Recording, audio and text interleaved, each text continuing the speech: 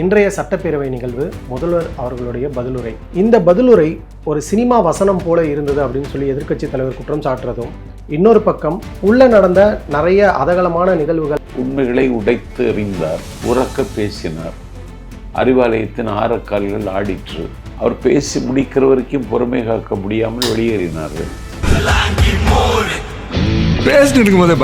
ஆனா அவங்களே இப்பெல்லாம் ரீல்ஸ் போட்டுக்கிட்டு இருக்காங்க அப்படின்னு சொல்லி அவர் ஒரு வருத்தத்தையும் தெரிவிக்கிறார் உதயநிதி. இல்ல, ரீல்ஸ் போடுவது அவங்களுக்கு குணம். தலைவருக்கு ரீல்ஸ் போடுறதுக்கு நேரம் இல்லை, அதுக்காக அவர் வெளியில வரவும் முடியாது. அவருக்கு இருக்கிற மாசுக்கு அதுக்கு பதில் சொல்ல உனக்கு தகுதி இருக்கா? முதல்ல உனக்கு எதிர்க்கட்சி தலைவராக இருப்பதுக்கு தகுதி இருக்கா? இன்னைக்கு சட்டமன்றத்தில் முதல்வர் விஜய் அவர்கள் பேசும்போது ஒரு குட்டி ஸ்டோரி சொல்கிறேன் அப்படின்னு சொன்னதும், அதில் அவர் குறிப்பிட்ட ஒரு வார்த்தையும், அவர் அதுக்கப்புறமா செஞ்ச ஒரு செய்கையும்ன்றது மிகப்பெரிய விவாதத்தை கிளப்பியிருக்கு. நேரடியாக குற்றம் சாட்டல அவர் ஒரு கதை மூலம் அதை உணர்த்துகிறார், சபை புரிந்து கொள்ளுகிறது. இதில் உனக்கு ஏன் ஆத்திரம் வருது? இல்லை, அவங்க இருக்கக்கூடிய திசையை நோக்கி கேள்வி கேட்டால் அவங்களுக்கு தானே சார் கோவம் வரணும். கோவம் வந்துச்சு தான் என்ன வெளிநடப்பு பண்ணிட்டாங்களே. முதலமைச்சர் பேசி முடிக்கிற வரைக்கும் அவங்களால இருக்க முடியலையே. பார்ட்டி ஃபண்டுன்னு சொன்னோடனே ஆத்திரம் வருது. உதயநிதி அவர்கள் வெளியில வந்து பிரஸ் மீட் கொடுக்கும்போது ஒரு வார்த்தை சொல்றாரு, சட்டமன்றத்துக்குள்ள வந்து இப்போ விசில்லாம் அடிக்க ஆரம்பிச்சிட்டாங்க. உங்களுக்கு விசில் சத்தம், உங்களுக்கு அலர்ஜி. விசிலின் ஓசை ஒரு சரித்திர மாற்றத்தை தமிழ்நாட்டில் உருவாக்கி இருக்கிறது. அந்த விசிலின் ஓசை யாராவது எழுப்பினார்களா என்று நான் பார்த்தேன், இல்லை. ஆனால் விசிலின் ஓசை தான் இவர்களை வீழ்த்தி இருக்கிறது என்கிற ஆத்திரத்தில் தம்பி உதயநிதி நிதானம் இல்லாமல் பேசுகிறார். இப்போ அடுத்த கட்ட நடவடிக்கைகள் பற்றி முதல்வருடைய பதிலுரையில் எதுவுமே இல்லை அப்படின்னு சொல்லி ஒரு குற்றச்சாட்டு அம்பலப்பட்டு அழுகி நாரப்போகிறார்கள். இப்படி எழுந்து நின்று இதெல்லாம் நினச்சா இதுக்கெல்லாம் பயப்படுற இடத்துல ஒன்று இங்கே யாரும் கிடையாது.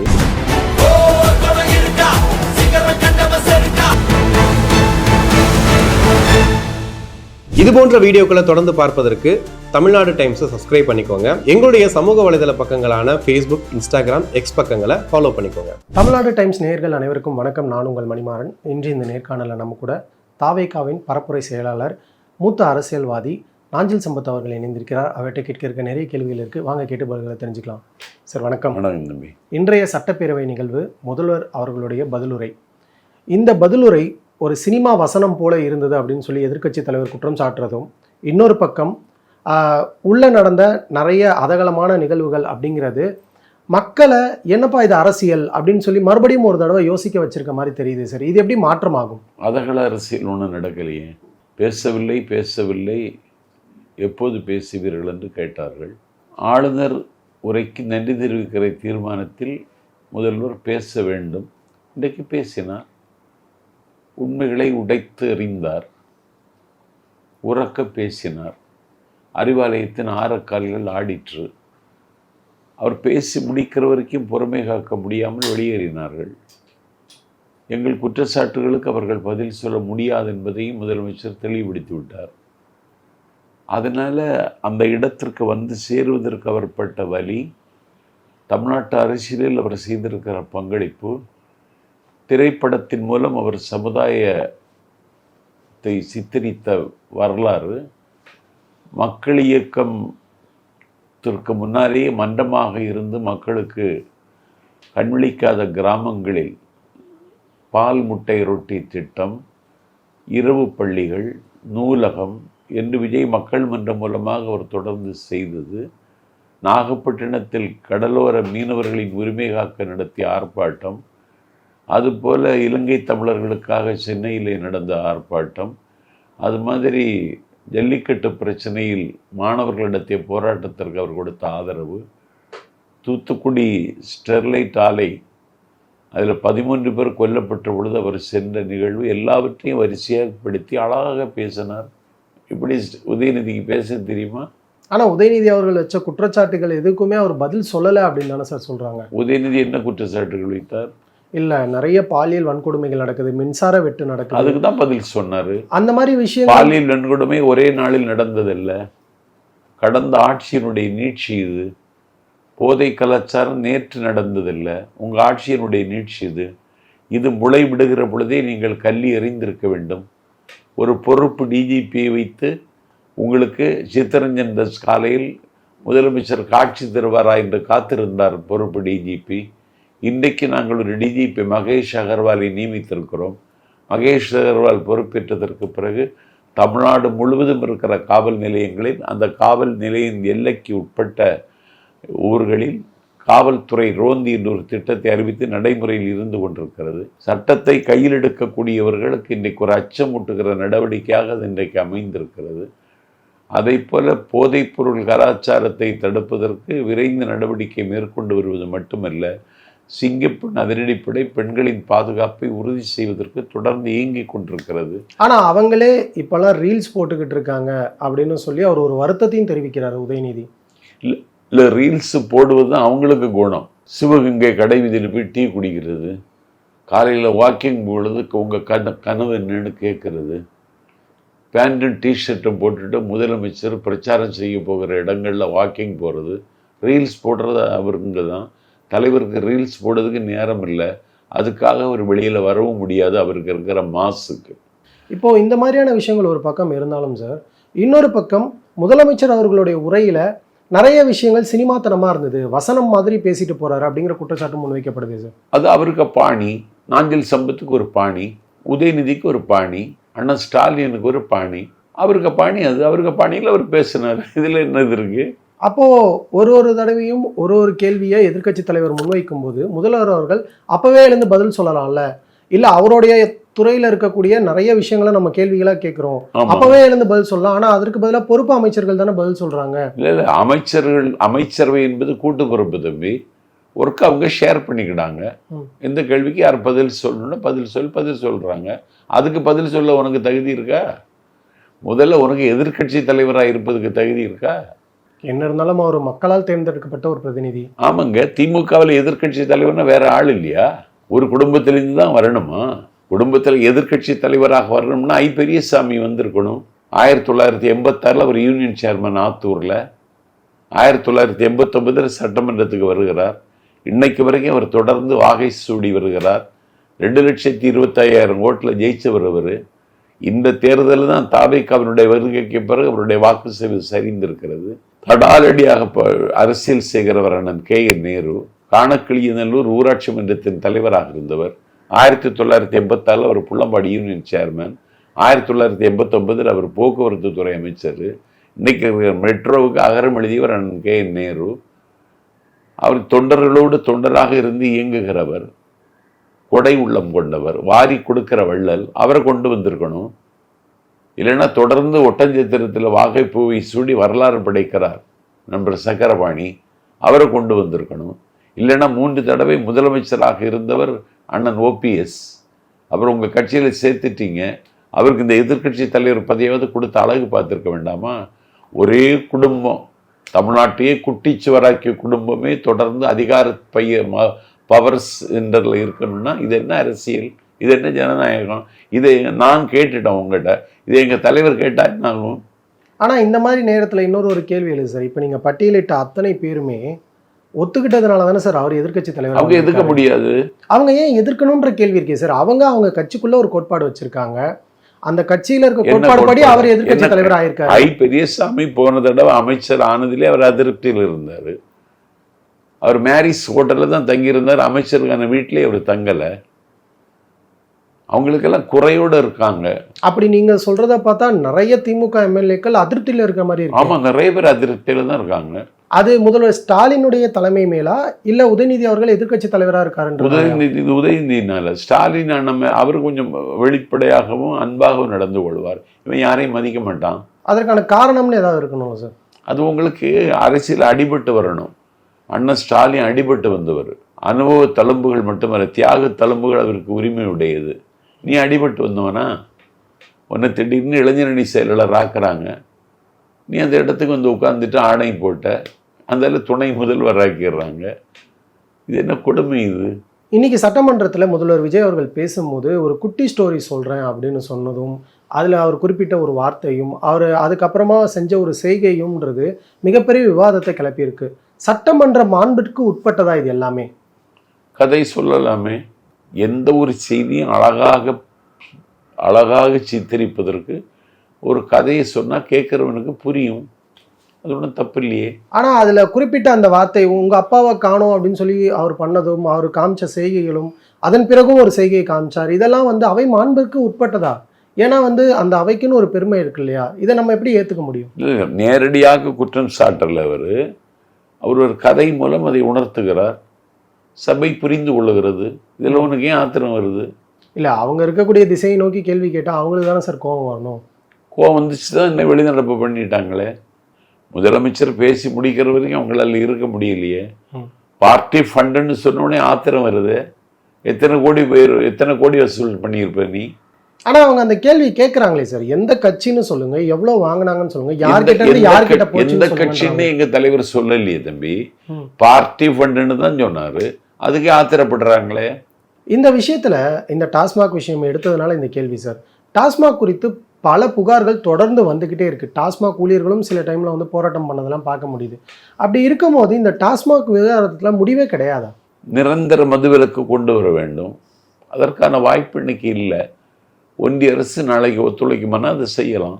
அதற்கு தாவேக அரசு முன்மொழியணும் இல்லையா? தாவேக அரசு 717 கடை இன்னைக்கு மூடி இருக்கிறோம். இன்னும் மூடுவதற்கு பல கடைகளில் மூடணும்னு சொல்லுகிற கோரிக்கை வந்து கொண்டிருக்கிறது.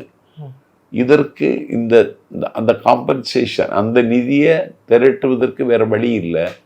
அதுக்கு ஒரு காம்பன்சேஷனாக இன்னும் சொல்லப்போனால் ஒரு நேஷனல் பாலிசி டெல்லி வச்சிருக்கணும். சென்ட்ரல் கவர்மெண்ட்டு மதுவிலக்கை பொறுத்தவரை ஒரு நேஷனல் பாலிசி வச்சிருந்தா நாம நடைமுறைப்படுத்துவதற்கு முடியாதுன்னு என்ன இருக்கு? ஒன்றும் இல்லை. அப்போ இதுவும் அவங்க தான் அங்கேருந்து ஆரம்பிக்கணும்னு சொல்றீங்களா? இல்லை, அவங்க தான் செய்யணும். ஏன்னா ஃபண்ட் அவங்கள்ட்ட தான் இருக்கு, நம்மகிட்ட ஃபண்ட் இல்லை. நம்முடைய வரி பணத்தை அங்கே கொடுக்குறோம், அவங்க வாங்கிட்டு போயிடுறாங்க. நமக்கு தேவைக்கு கூட அவங்க தர்றதில்லை. மாநில நிதி பகிர்வுகளில் தொடர்ந்து ஓரவஞ்சகம் செய்யப்படுகிறது. ஆனா இதை தானே திமுகவும் குற்றம் சாட்டினாங்க. ஆமா, கடந்த ஆட்சியிலையும் அவங்க குற்றம் சாட்டினாங்க, தொடர்கிறது. இப்போ தாவேக அரசு அமைந்ததுக்கு அப்புறம் மத்திய அரசு வந்து இணக்கமா செயல்படுறாங்க அப்படிங்கும் போது நீங்க சொல்லக்கூடிய இந்த குற்றச்சாட்டுகள்லாம் இன்னும் நிவர்த்தி ஆகியிருக்கணும் இல்லையா? உடனே ஆகாது. மத்திய அரசு வந்து பசு மாதிரி. பசு வந்து உங்களுக்கு எவ்வளவு லிட்டர் பால் வேணும்னு உன் வீட்டில் வந்து கேட்டு பால் தருமா? தராது. கறந்து தான் எடுக்கணும். அது மாதிரி மத்திய அரசாங்கிட்ட கறக்கணும். உதயநிதி அவர்கள் வெளியில வந்து பிரஸ் மீட் கொடுக்கும்போது ஒரு வார்த்தை சொல்றாரு, சட்டமன்றத்துக்குள்ள வந்து இப்போ விசில்லாம் அடிக்க ஆரம்பிச்சிட்டாங்க, இன்னும் கொஞ்சம் நாள் போச்சுன்னா ஐட்டம் சாங் போட்டு டான்ஸ்லாம் ஆடுவாங்க போல அப்படிங்கிற மாதிரியான காட்டமான விமர்சனத்தை முன்வைக்கிறாங்க. இல்லை, விசில் சத்தம் யாரும் எடுப்பான்னு எனக்கு தெரியல. நீங்க பார்த்தீங்களா? யாரும் அடிச்சாங்களா? இல்லை, நான் பார்த்த வரைக்கும் எனக்கும் கேட்கல. உங்களுக்கு விசில் சத்தம் உங்களுக்கு அலர்ஜி. காணப்பறவையின் கலகல என்னும் ஓசை விட, ஆழக்கடலின் ஆரவார ஓசை விட, கும்மிடித்து கும்மாளம் போட்டு கீழே விழுகின்ற குற்றால அருவியின் ஓசை விட, பிளிரும் யானையினுடைய பிளிரல் ஓசை விட, சிங்கத்தின் கர்ஜனை ஓசையை விட, குக்கு குக்கு என்று கூவுகிற குயிலின் ஓசையை விட, புள்ளி கலாபம் வரித்து ஆடுகிற மயிலின் அகவல் ஓசை விட, என்னுடைய தாய் மத்து கடைகிற பொழுது, தயிர் கடைவதற்கு மத்து எடுத்து அவர்கள் மத்து கடைகிற பொழுது வருகிற ஓசையை விட, ஆலய மணியின் ஓசையை விட, இன்னும் சொல்லப்போனால் தண்ணீரை மடை மாற்றுகிற பொழுது வெள்ளம் சீறி பாய்ந்து வருகிற பொழுது எழுகிற அந்த ஓசையை விட, உழவர்கள் ஏரோட்டும் பொழுது அவர்கள் ஒரு பாட்டு செய்ப்பார்கள், அந்த பாட்டின் ஓசையை விட விசிலின் ஓசை ஒரு சரித்திர மாற்றத்தை தமிழ்நாட்டில் உருவாக்கி இருக்கிறது. அந்த விசிலின் ஓசை யாராவது எழுப்பினார்களா என்று நான் பார்த்தேன், இல்லை. ஆனால் விசிலின் ஓசை தான் இவர்களை வீழ்த்தி இருக்கிறது என்கிற ஆத்திரத்தில் தம்பி உதயநிதி நிதானம் இல்லாமல் பேசுகிறார். அவர் அங்கே நிதானம் இல்லாமல் பேசி இருந்தாலும் இங்கே சட்டசபையில் பதிலுரை கூறிய முதல்வர் விஜய் அவர்கள் ஒரு சில வார்த்தைகளை இன்னும் கொஞ்சம் கவனித்து இல்லை இன்னும் கொஞ்சம் மாற்றி பேசியிருக்கலாமோ அப்படிங்கிற ஒரு எண்ணம் இருக்கே சார். உதாரணத்துக்கு அப்பாவை காணோம் அப்படின்னு சொல்லி கேட்குறதா இருக்கட்டும், ஒரு செய்கையை காட்டுறதா இருக்கட்டும், இதெல்லாம் அவருக்குண்டான மாண்பு கிடையாது இல்லையா? எதிர்க்கட்சி தலைவர் நீங்கள் சொல்கிற மாதிரி அப்படி பண்ணியிருந்தாலுமே ஆனால் இவருக்கான மாண்பு வந்து அந்த இடத்துல குறையிற மாதிரி இருக்கு. சொல்லத்தானே செய்யணும். நானாக இருந்தால் ஏன் குளத்தூரில் கரை சேரலைன்னு கேட்டிருப்பேன். குளத்தூர் தொகுதிக்கு நீங்கள் நன்மை செய்தீர்கள், ஏன் கரை சேரல அப்படின்னு கேட்டிருப்பேன். இதில் வெளிப்படையாக பேசல என்ன தவறு இருக்கு? ஒன்றும் இல்லையே. அது தளபதி விஜய் கேட்கலன்னு தான் எனக்கு குறை. இப்போ அடுத்த கட்ட நடவடிக்கைகள் பற்றி முதல்வருடைய பதிலுரையில் எதுவுமே இல்லை அப்படின்னு சொல்லி ஒரு குற்றச்சாட்டு இருக்கே ஐயா. அடுத்த கட்ட நடவடிக்கை பட்ஜெட் கூட்டத்தொடர் வரும். வெள்ளை அறிக்கையை ஏற்கனவே தாக்கல் செய்துட்டோம். நிதி நிலைமை எப்படி இருக்குன்னு ஒவ்வொரு குடிமகனுடைய தலையிலையும் 1,28,28,000 கடன் இருக்கு. 10 கோடி கடன் 10.5 கோடி கடன் தான் பேசிட்டு இருந்தோம். ஆனா இன்னைக்கு நிதி அமைச்சர் மாண்புமிகு மரிய வில்சன் அவர்கள் 13,18,000 கோடி ரூபாய் கடன் இருக்குன்னு இன்னைக்கு உண்மையை உடைச்சு போட்டுட்டாரு. 78,324 கோடி ரூபாய் பற்றாக்குறை பட்ஜெட் இருக்கிறது. அரசாங்கத்திற்கு இன்றைக்கு செலவு தான் இருக்கிறதே தவிர வரவில்லை. இதை எப்படி சமாளிக்க போறோம்னு சொல்லி வெள்ளை அறிக்கையை கொண்டு வெளியிட்டாரு. நாளைக்கு மின்துறை அமைச்சர் மின்துறையில் என்ன நடந்ததுன்னு அவரு வெள்ளை அறிக்கைப்பட போறாரு. அம்பலப்பட்டு அழுகி நாரப்போகிறார்கள். ஆனா இந்த விஷயங்கள் நீங்க குறிப்பிட்ட இந்த விஷயங்கள் எல்லாத்திற்கும் ஒரு வீழ்ச்சி அடைகிறதுக்கான காரணமோ இல்ல நஷ்டம் அடைகிறதுக்கான காரணமோ திமுக மட்டும்தான் அப்படின்னு சொல்லி நம்ம முத்திரை குத்திர முடியாது இல்லையா? திமுக மட்டும்தான். அப்ப அதுக்கு முன்னாடியே ஆட்சியில இருந்தவங்க இல்ல முன்னாடி மின்மிகை மாநிலமாக இருந்தது ஏழல காலத்துல. அண்டை மாநிலங்களுக்கு மின்சாரம் விற்பனை செய்யக்கூடிய அளவுக்கு அன்னைக்கு இருந்துச்சு. இன்னைக்கு 1 மெகாவாட் மின்சாரத்தை உற்பத்தி செய்வதற்கு காற்றாலை அதிபர்களிடம் 3.5 லட்சம் ரூபாய் லஞ்சம் கேட்டார்கள். அப்ப எப்படி அவன் தயாரிக்க முடியும்? வித்துட்டு போலான்னு பார்த்தா டிரான்ஸ்பர் ஒருத்தனை கையில கொடுத்துட்டு ஒதுங்கிடலான்னு பார்த்தா அதுக்கு 2 லட்சம் ரூபாய் கேட்கறாங்க.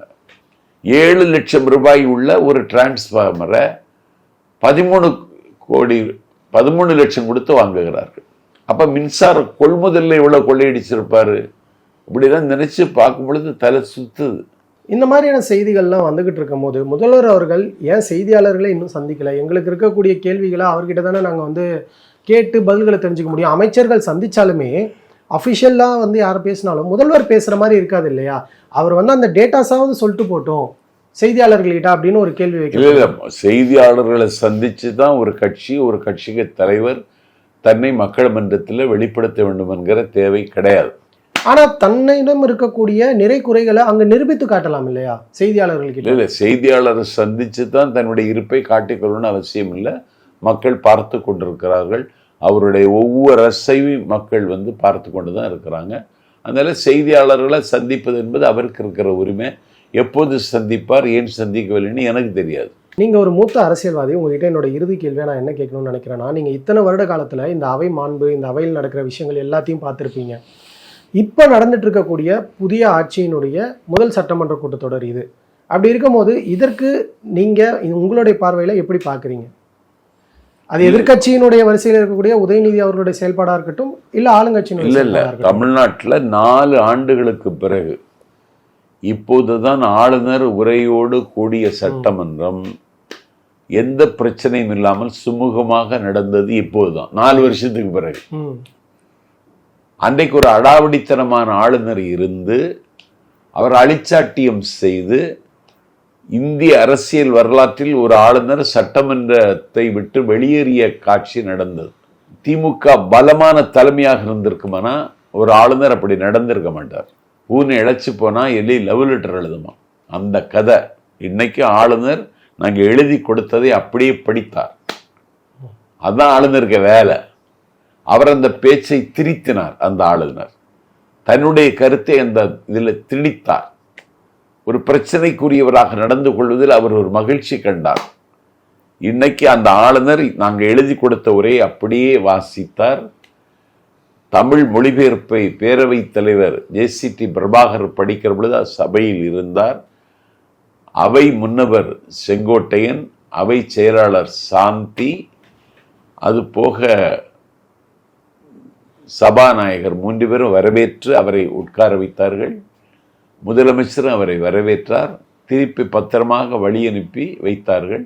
ஒரு அசம்பாவிதம் இல்லாமல் சட்டமன்றம் நடந்தது இந்த தடவை தான், 4 வருஷத்துக்கு பிறகு. அதனால இந்த சட்டமன்றத்தை குறித்து நீங்க என்ன சொல்ல விரும்புறீங்க? சட்டமன்றம் சரியான திசையில் பயணிக்கிறது. எதிர்க்கட்சி தலைவர் தரவுகளை எல்லாம் திரட்டி கொண்டு சட்டமன்றத்தில் விவாதிக்க வேண்டும். இப்படி எழுந்து நின்று இதெல்லாம் வச்சா இதுக்கெல்லாம் பயப்படுற இடத்துல ஒன்று இங்கே யாரும் கிடையாது. அச்சம் எங்கள் நிழலை கூட தொட முடியாது. எதிர்க்கட்சியாக இருப்பதற்கு முயற்சிக்க வேண்டும். உங்களோட நேரத்தை பயந்தமைக்கு ரொம்ப நன்றி சார். நன்றி.